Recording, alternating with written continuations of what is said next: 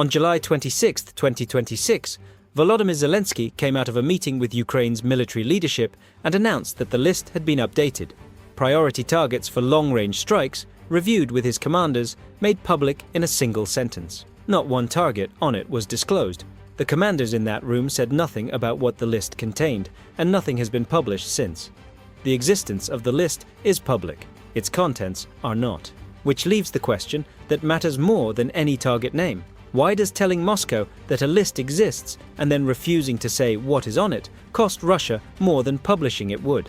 The answer is an arithmetic problem the Kremlin has been losing for 2 years, and it explains why a country with one of the densest air defense networks on Earth still cannot protect the things it most needs to keep.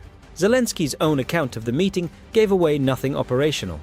The commanders, he said, had updated the list of priority targets based on their actual impact on Russia. Impact was the only clue offered, and it was not a small one. Impact is a selection criterion, not a target set. It tells Moscow that the list was reordered by consequence and leaves every refinery, depot, rail junction and plant in the country to work out where it now ranks. The men responsible for delivering that impact were almost all new to their posts. Mikhailo Drapati had become commander-in-chief on July 21st, replacing Oleksandr Syrsky. Major General Ihor Skybyuk was named Chief of the General Staff on the 22nd, succeeding Andriy Hanatov. The acting defense minister, Yevgeny Kamara, came out of the SBU's Alpha Center, the Security Services Special Operations Arm. A command reshuffled inside a week, and its first public act was to announce a list nobody outside that room can read. Zelensky put figures on what that command already had. A demonstrated strike reach past 1,850 miles and more than 1,000 long-range missions flown in 2026. Those are Ukrainian government numbers, offered by a wartime president about his own war, and they carry the caveats any such claim carries. But the campaign underneath those claims can be measured from outside Ukraine. Measured from outside, it looks worse for Russia, not better. A threat only works if the man threatened believes it, and that belief was bought in advance, one refinery at a time. The Economist counted 685 deep strikes inside Russia across 2025. Ukraine's unmanned systems forces claim a 1,150% increase in successful deep strikes since the start of 2026. Again, a Ukrainian source describing Ukrainian success. What those strikes did to Russian refining is where independent numbers arrive. Ukraine's General Staff claimed on July 4th that 74% of Russian refining capacity had been disabled, a precise figure from an interested party. The International Energy Agency, which has no stake in the claim, put more than 20% offline and called the disruption unprecedented. Finland's president, Alexander Stubb, spoke of a 40% reduction in early July. The Carnegie Endowment measured refined output falling about 13% across April and May, from roughly 5.2 million barrels a day to 4.5 million. By early July, refinery throughput sat at 3.91 million barrels a day, the lowest since March of 2005. The distance between Kyiv's number and the agency's is wide, and the honest answer sits somewhere inside it. Every independent measure agrees on the direction. The shortage reached the street. Roughly 50 million Russians, about 35% of the population, were living inside the fuel crisis, by the Financial Times count. On July 2nd, Novaya Gazeta Europe reported rationing in 78 of Russia's 83 regions. Distance had been Russia's cheapest defense. It stopped working inside 16 days. On June 20th, the Antipinsky refinery outside Tyumen was hit, roughly 1,250 miles from the Ukrainian border. Russia's largest independent refinery, 8 to 10 million tons of crude a year. Zelensky confirmed Firepoint drones did it. 16 days later, Gazprom Neft's refinery at Omsk was struck at about 1,550 miles, the deepest strike of the war, against the largest refinery in Russia at some 460,000 barrels a day. Took the hit. Ukraine's Special Operations Forces said the drones flew as far as 1,850 miles to reach it. The Crimean Bridge belongs in the same window, and it is routinely described wrong. On June 21st, targets on both sides of it were struck. Oil logistics in Krasnodar and an oil depot at Kerch. 2 days later, a bridge did come down, the railway span over the North Crimean Canal near Rozdolne, which is not the Kerch crossing. Russia suspended passenger trains into Crimea. The main Kerch span still stands and still carries traffic, at reduced capacity under speed restrictions, increasingly reserved for military use. Moscow's own decisions confirm the damage better than any Ukrainian claim does. On July 25th, Deputy Prime Minister Novak extended the ban on gasoline exports through the end of 2026 and added restrictions on diesel. Russia began importing Indian gasoline for the first time in decades. States of emergency were declared in Penza, Irkutsk, and Zabaykalsky, alongside Crimea and Sevastopol. None of that required a secret list. It required reach, and reach is the one part of Ukraine's arsenal that can be measured in feet and dollars. The reference weapon is the Flamingo FP-5, a cruise missile with a range of about 1,850 miles and a warhead of roughly 2,500 pounds. It runs 40 to 46 feet long, cruises between 530 and 560 miles an hour, and guides on satellite navigation backed by an inertial system, with a circular error probable, the radius it lands inside, of about 46 feet. Its manufacturer puts the unit cost between $500,000 and $600,000. Outside estimates run to $1 million. A Tomahawk carries roughly 1,000 pounds, about 1,000 miles, and costs upward of $2 million. The Flamingo's accuracy was doubted early, with reason. It has been improving. 3 of 5 missiles fired at the Barakadi plant in Volgograd hit it. The company behind it is Firepoint, based in Kiev, with Denis Stilleman as co-owner and chief designer, and Irina Terek as chief executive. Revenue went from $4 million in 2023 to more than $100 million in 2024. And in 2025, the company signed a $1 billion Flamingo contract financed on a Danish model.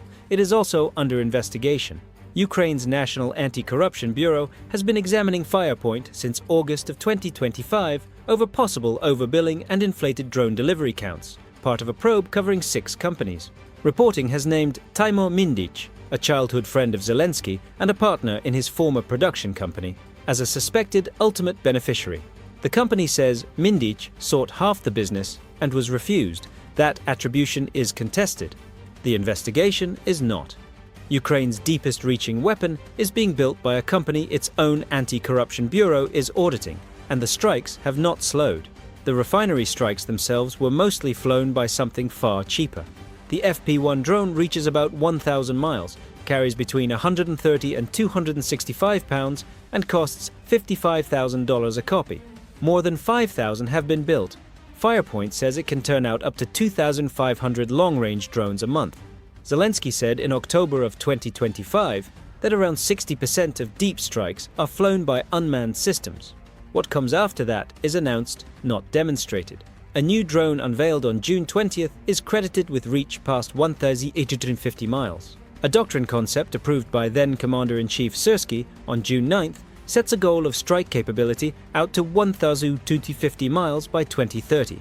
Firepoint says it is developing 2 ballistic missiles, the FP-7 at roughly 185 miles with a 330-pound warhead, and the FP-9 at roughly 530 miles with a warhead near 1,160 pounds, now entering tests, plus an interceptor, the Freya project, which the company hopes will bring down its first ballistic missile in late 2027. Each of those is a manufacturer's statement about a weapon not yet in service. The exchange rate is where it becomes unmanageable. A $55,000 drone or a Flamingo at $500,000 against an S-400 interceptor priced between $1 and $2 million. Export pricing rather than what Russia pays internally, with variants running from $300,000 to $4 million. And standard air defense doctrine fires 2 interceptors at every target.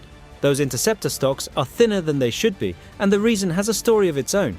Falta, tema do vídeo anterior para amarrar a phrase. It's on the card, and it is the other half of the problem below. Russia has roughly 38 major refineries. BBC Verify counted 21 of them struck since January of 2025. By the end of June 2026, all 10 of the largest had been hit within the year. In European Russia, no major refinery remains undamaged. Of the top 10, 2 are still intact, and both sit beyond the Urals. What remains standing is what sits farthest away, and distance is the one defense Ukraine spent 2026 dismantling. Covering the rest is a question of inventory, and the inventory is already spent. Robert Pape, who commands Ukraine's drone forces, describes Moscow as guarded by more than 100 air defense launchers and 50 Pantsir short-range air defense systems, a Ukrainian assessment of a Russian order of battle. What outsiders can count is the attrition. Open-source analysts have confirmed on video 45 Pantsir vehicles damaged or destroyed since 2022, and the losses are accelerating. Ukraine's SBU claims its Alpha unit knocked out roughly half the operational Pantsir S fleet during 2025, a claim nobody outside Ukraine can verify. The same tracking recorded components of the S-300 and S-400 long-range systems coming down in every Russian military district through March of 2026, a net loss of 322 components in about 10 months. And Russia is running short of S-300 interceptor missiles because Western sanctions choked the supply of components. Picture the arithmetic from inside a Russian air defense command. 38 refineries, a front line that still has to be covered, a capital that cannot be seen to burn, and a stock of interceptors that shrinks every month. The Moscow refinery sits 9 miles from the Kremlin and supplies about 40% of the capital's gasoline and half its diesel. It will be out of operation until early 2027. Shielding it means the same exchange rate in reverse. Interceptors at $1 to $2 million apiece, batteries priced between $500 million and $1.25 billion on the export market. Moscow tried anyway. The Institute for the Study of War assessed in June that Russia is reinforcing the capital's air defenses at the expense of its front line. On June 22nd, a Pantsir was pulled off the front and set on a tower beside the Moscow refinery, still wearing the improvised cage, the barbecue grill, that frontline crews weld on against drones.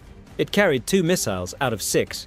Analysts read that as interceptor scarcity reaching the capital itself. It did not work. The Moscow refinery has been hit at least 7 times through 3 rings of air defense, with a 4th under construction. And as Ukrainian range and Ukrainian launch vectors multiply, the defenses that remain have to cover a larger area every month. The target confirmed the pattern himself.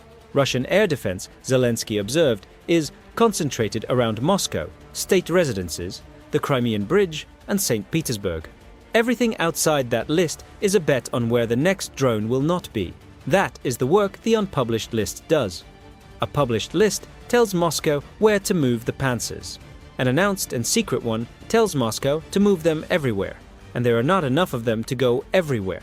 Defending everything is the same as defending nothing well, and it costs considerably more, which is where history turns unkind. Between 1965 and 1968, the United States dropped more than 643,000 tons of bombs on North Vietnam in Operation Rolling Thunder and coerced Hanoi into nothing. The war then was a guerrilla war, with almost no logistical appetite, and the North adapted faster than the bombing could. 7 years later, Linebacker 1 and 2 worked considerably better. They helped move Hanoi to the table, and the reason had less to do with the bombers than with the enemy. The Easter Offensive had turned the war conventional, and conventional armies need supply lines that can be cut. Those 2 campaigns bracket the American experience of coercive bombing, and they point in opposite directions, which is the whole of the dispute over Russia.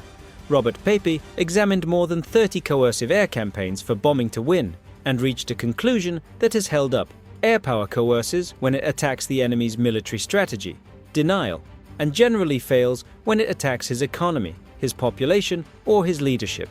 By that measure, a campaign aimed at refineries, export revenue, and civilian patience sits closer to punishment than to denial. The second problem is the man being coerced. Analysts reading Moscow's position say the undeclared condition has never moved. Regime change in Kyiv. Russia rejected freezing the front line and rejected halting strikes on energy infrastructure as a first step. Whether that rigidity is a fixed position or a negotiating posture, analysts genuinely disagree. And a leader who has publicly refused the smaller step, a pause on energy strikes, has little room to accept the larger one. Underneath it sits a domestic constraint. Western officials and analysts describe a society reorganized around the war, with a veteran population large enough that demobilizing carries risks of its own. A leader in that position pays a price for stopping that he does not pay for burning. And there is a symmetry Kyiv cannot argue away.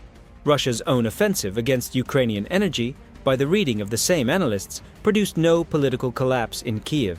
coercion through energy has already been tested in this war, in the other direction, and it did not deliver. So the secret list is doing exactly what a secret list is built to do. It turns a finite Ukrainian arsenal into an infinite Russian defensive problem, and by every measurable standard, that trade is working.